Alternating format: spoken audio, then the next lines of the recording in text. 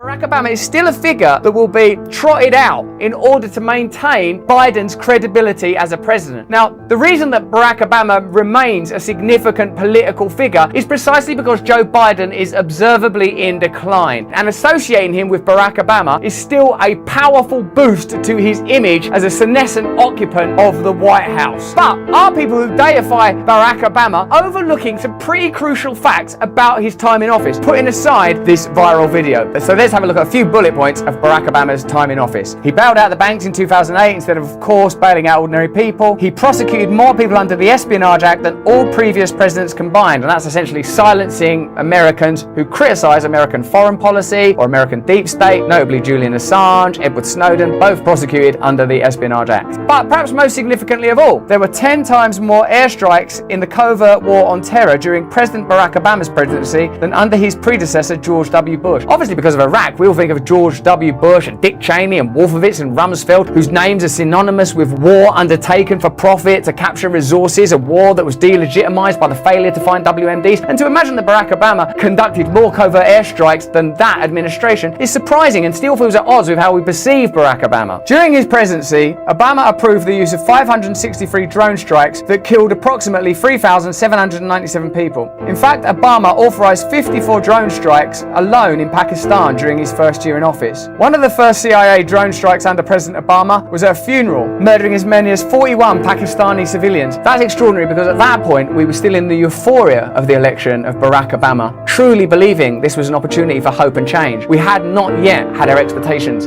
damped down by the events of 2008 and the revelation that it doesn't really matter who you vote for. You are primarily going to get a system that serves corporate interests, financial interests, military, industrial, complex interests. But to know that still in that euphoric honeymoon period, 41 innocent people were murdered as a result of Barack Obama's decisions shows you that really we were in a kind of dream, in a kind of delusion. It was business as usual. The deep state were able to conduct the kind of operations that they typically conduct. The military industrial complex asserted the control that they're always able to assert. Nothing really significantly changed. Like Joe Biden told a room full of donors, nothing will essentially change. This, I think, is the thing we have to remember most of all. We get caught up in the soap opera of these characters, and really the interests that they truly represent are uninterrupted by the democratic fluctuations in which we participate or don't. Let me know in the comments if you agree. The following year, Obama led 128 CIA drone strikes in Pakistan that killed at least 89 civilians. Just 2 years into his presidency, it was clear that the hope that President Obama offered during his 2008 campaign could not escape US imperialism. The drone operations extended to Somalia and Yemen in 2010 and 2011, resulting in more destructive results. Under the belief that they were targeting Al-Qaeda, President Obama's first strike on Yemen killed 55 people, including 21 children, 10 of which were under the age of 5. Additionally, 12 women, 5 of them pregnant, were also among those who were murdered in the strike. These blundered acts of murder by not only President Obama but the US government are morally reprehensible.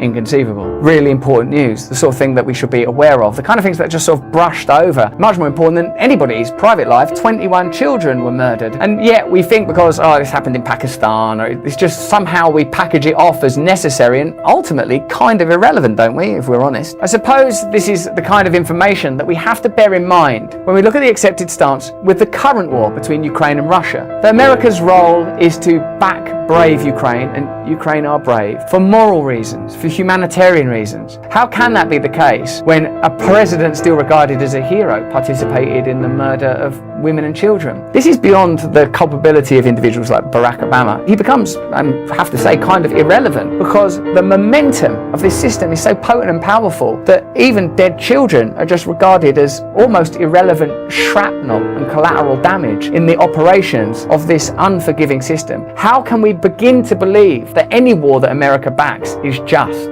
Even more civilian casualties came out of Afghanistan throughout Barack Obama's time in office. In 2014, Obama began removing troops currently deployed in the country. However, instead of this action by the president being one in pursuit of peace and stability in the region, it only acted as an opportunity to drastically increase air warfare. Afghanistan had war rained upon them by US bombardment, with the administration viciously dropping 1,337 weapons on Afghanistan in 2016. In total that year, the Obama administration dropped 26,171 bombs, drone or otherwise, across 7 countries: Syria, Iraq, Afghanistan, Libya, Yemen, Somalia and Pakistan. The US, in cooperation with its allies, including the Afghan government, killed 582 civilians on average annually from 2007 to 2016. Most people's perception of Barack Obama does not include statistics like that. If we imagine for a while that Russia were conducting those kind of military activities, and as far as I know, they are. Certainly they are currently being vilified for their criminal invasion of Ukraine, and no one is countenancing that point. Many of us try to explain the recent history and indeed 20th century history that possibly contributed to the current conflict and the way that American interests benefit. But this kind of, if not egregious, then certainly profligate bombing of a variety of countries under one of the most sort of popular and least controversial presidents. I know a lot of you guys don't like Barack Obama because Democrats and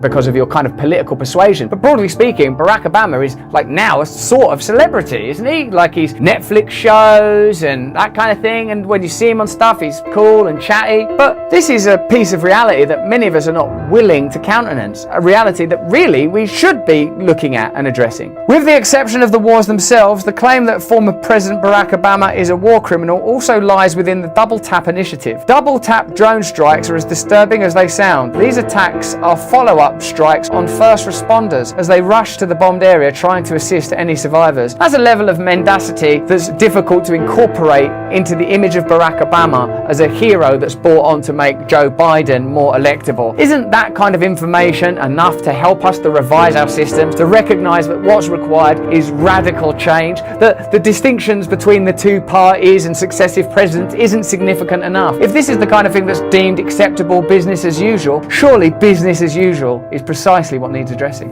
In 2012, an attack on the Shawal Valley aimed at Taliban commander Sadiq Nur reportedly killed up to 14 people in a double-tap drone strike. These attacks are both morally and legally reprehensible as they are conscious acts of murder against civilians, which is, again, this, from any other entity, would be used as legitimization to criminalize an entire state, wouldn't it? If someone came out behind a podium, with the Stars and Stripes and the Eagle and everything, and listen, guess what they're doing in Syria or Iraq or Russia? They do this thing called double-tap strikes. They actually bomb an area, and then when the first responders come to help the victims, many of whom are children under 5 and pregnant women, they bomb them as well. You go, well, actually, I'm willing to participate in a war against them.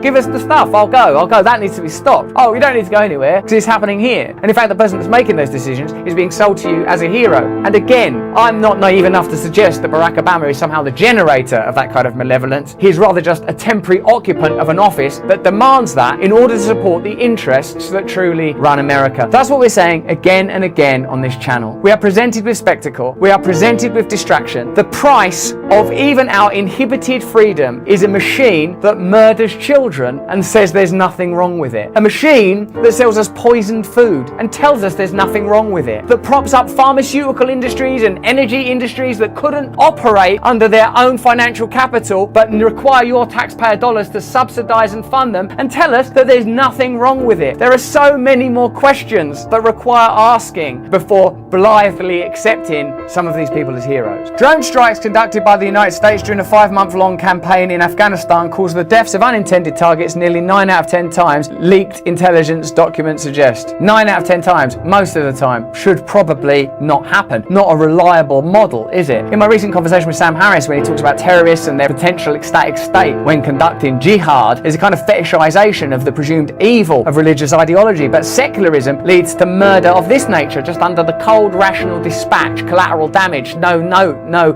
funeral, no need for redemption, culpability or explanation. So the idea that some types of violence are worse than others is one that has to be resolved. And of course, Daniel Howell, the whistleblower who revealed that information, is celebrated as a hero around the world in prison under the Espionage Act that Barack Obama used more than any other president in history. These drone strikes make a strong case for categorizing Obama as an international war criminal. The 1949 Geneva Conventions, ratified by the United Nations, explicitly provides protections for not only the wounded, but also for medical and religious personnel, medical units, and medical transports. Article 8 of the Rome Statute of the International Criminal Court states that internationally directing attacks against personnel, installations, material units, or vehicles involved in humanitarian assistance or peacekeeping missions in accordance with the Charter of the United Nations is classified as a war crime. These classifications, these words, they're meant to mean something. You know, of course, that America could not not appeal to the International Criminal Court to condemn the actions of Russia in Ukraine, because they would know that they'd begin a conversation where they'd have to say, we have done the same, we have done worse. This is the truth of American foreign policy, the influence of the military-industrial complex and the set of interests that the American government truly represent. This is the truth of a hero, albeit a partisan hero, like Barack Obama, that they represent those kind of interests. That if we were to obey the Geneva Convention, which obviously we're just going to ignore, then you'd have to say, no, Barack Obama, look, is just literally a war criminal according to that definition. You just have to dispatch with that definition in order to maintain the heroic status of Barack Obama, which people are willing to do. No one is willing to look at reality. We're not willing to say, well, look, this is the cost of these systems. It's not benefiting you. You're not benefiting from that. These people are not a threat to you. You have to be convinced that they're a threat to you in order to facilitate that. Whose interests are ultimately advanced by that kind of bombing, by that kind of murder of children? Let me know in the chat and comments. The law also states intentionally launching attack in the knowledge that such attack will cause incidental loss of life or injury to civilians also constitutes war crimes for the guilty party. Through the drone strike program and double tap attacks, there is no question that former President Obama and his administration violated international humanitarian law. Obama's symbolic significance cannot outshine his relationship with the imperial endeavors of the American empire. And yet it seems to the Democratic Party they do exactly that. Barack Obama is still regarded as a hero. In order for him to be regarded as a hero, you have to just wipe away the Geneva Convention. You have to completely ignore the murder of children. You have to do that. It's impossible, isn't it, to combine those facts? And even if you put aside the idea that Obama is somehow personally culpable, although, evidently he was the president, I don't know how much higher up the chain you would need to get, you have to accept that the system itself is in need of radical re-evaluation. And these are the kind of things that should be at the forefront of our mind. And this is what we should be demanding of any democracy, or indeed any nation worthy of the name. But that's just what I think. Why don't you let me know what you think in the chat? If you like this video, have a look at either of these. Turn on the notification bell and subscribe. But more important than that, if you can, please stay free.